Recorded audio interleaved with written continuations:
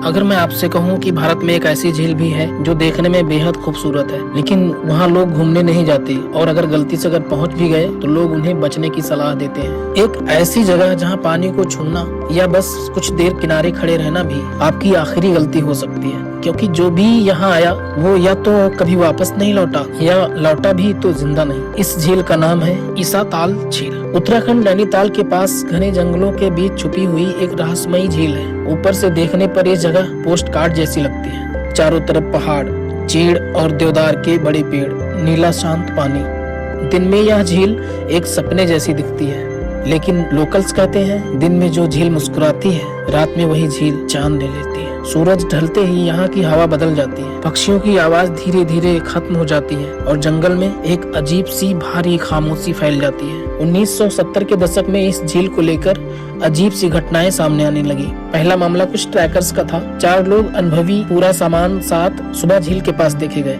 लेकिन शाम तक कोई वापस नहीं लौटा। 3 दिन बाद उनके शव मिले। कोई जख्म नहीं, कोई संघर्ष नहीं, बस चेहरे पर खौफ की तस्वीर जमी हुई। फिर मछुआरों के साथ सेम हादसे होने लगे। कुछ लोग पानी में उतरे और वापस नहीं आए। कुछ लोग किनारे बैठे बैठे अचानक गिर पड़े। पोस्टमार्टम रिपोर्ट ने सबको डरा दिया। शरीर पर एक भी चोट नहीं है, पानी फेफड़ों में नहीं है, लेकिन फेफड़े अंदर से जले हुए थे, जैसे किसी ने अंदर से सांस छीन ली हो। जब मामले बढ़े तो इन्वेस्टिगेशन हुआ, पानी के सैंपल्स लिए गए, हवा की जांच हुई और जो सामने आया वो डरावना था। झील के नीचे भारी मात्रा में कार्बन डाइऑक्साइड गैस जमा थी, बहुत भारी मात्रा में, जिसको वैज्ञानिक भाषा में CO2 कहते हैं। एक ऐसी गैस है जो न दिखती है न सूंघी जा सकती है, लेकिन जब हवा में फैलती है तो ऑक्सीजन को धीरे धीरे खत्म कर देती है। इंसान को पता भी नहीं चलता और वो बेहोश हो जाता है। वैज्ञानिकों ने तुलना की अफ्रीका के लेक नॉयस से। 1986 में जहां एक ही रात में 1700 लोग सांस रुकने की वजह से मारे गए थे। सब कुछ शांत, कोई चीख नहीं, कोई संघर्ष नहीं। लेकिन अगर ये सिर्फ CO2 गैस थी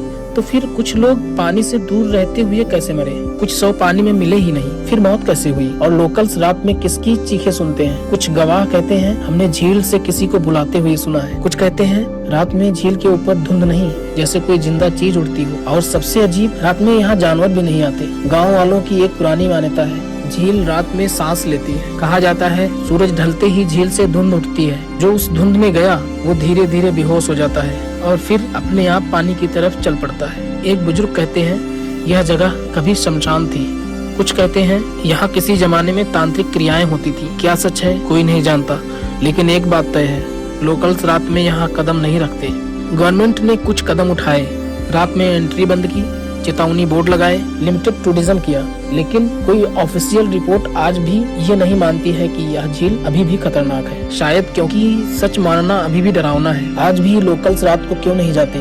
लेकिन सवाल है क्यों? पक्षी झील के ऊपर क्यों नहीं उड़ते दिखाई देते? और क्यों कई बार मोबाइल सिग्नल अचानक खत्म हो जाता है? क्या ये सिर्फ एक प्राकृतिक घटना है या फिर कुछ जगहें वाकई इंसानों के लिए नहीं बनी होती हैं? ईसा ताल झील से ये समझ में आता है कि हर खामोशी शांति नहीं होती, कुछ जगहें बस इंतजार करती हैं अगली सांस का।